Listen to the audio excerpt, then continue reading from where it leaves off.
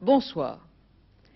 Djibouti, pour la plupart d'entre nous, est l'un de ces noms vagues dont les livres d'école n'ont fixé ni l'endroit ni l'importance, tout juste un relent d'exotisme. Djibouti, c'est le bout du monde, c'est la chaleur humide, c'est Rimbaud qui s'y traîne, Montfred qui y bourlingue. Djibouti, c'est une colonie d'Afrique. C'est même la dernière. Dans 3 jours, le territoire français des Afar et des Issa, capitale Djibouti, va devenir le 49e État indépendant d'Afrique. Djibouti, qui n'a jamais été une colonie comme les autres, devient donc le dernier chapitre dans l'épopée de l'Empire français. Djibouti, qui n'a jamais été qu'un territoire, devient donc un pays. Djibouti, qui n'a jamais été une nation, ni même une entité économique, devient donc un État. Il est parfois ainsi un moment, un endroit où l'histoire, la géographie, la politique semblent croiser leur logique et leurs caprices et nouent les paradoxes en forme de symboles. Djibouti, malgré soi, est aujourd'hui un tel symbole. Nous sommes allés le comprendre et le découvrir pour vous.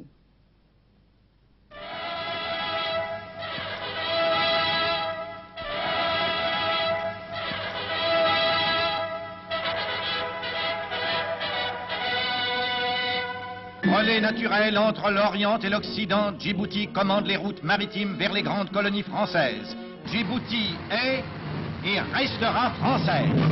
Irréductible devant les tentatives d'intimidation, la France a compris qu'il fallait désormais faire sentir ici le poids de sa force. Toutes les dispositions ont été prises. Dans les postes qui jalonnent la frontière, les troupes coloniales montent la garde.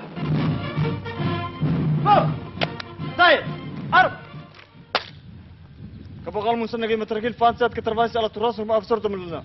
قومي برمي قال صاحب علي متركيل 31 78 3 كوبنا فاسيهور لمولاتنا.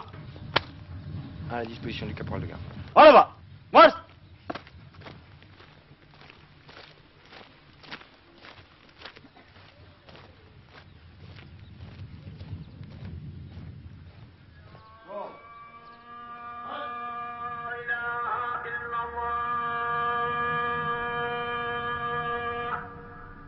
Du poste frontière à la ville, l'aube se lève sur Djibouti.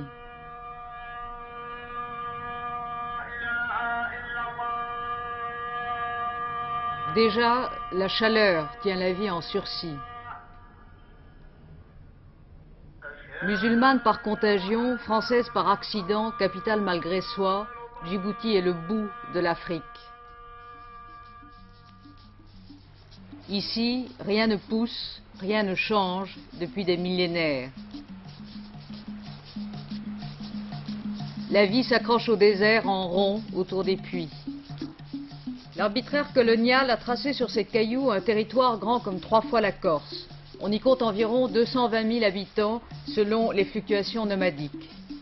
Plus de la moitié de la population est drainée vers Djibouti. La ceinture brune qui l'entoure est celle des bidonvilles, la ville blanche est celle du mirage. Plaquée sur le désert, Djibouti est la ville inventée. La présence française imprègne la vie locale dans une cacophonie écrasée de chaleur.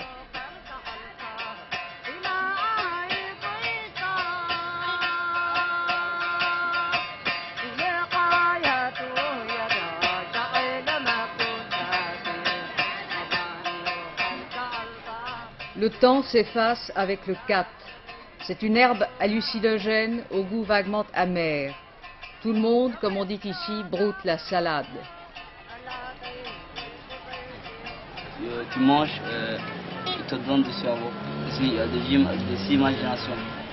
L'imagination fait même comprendre tous les midis le jeu des 1000 francs. Ces visiteurs, un port de plaisance, un plan d'eau, tous les plaisirs de la mer, mais aussi ceux de la campagne et de la gastronomie, avec notamment son inimitable Queen Amman, le plus savoureux des gâteaux bretons.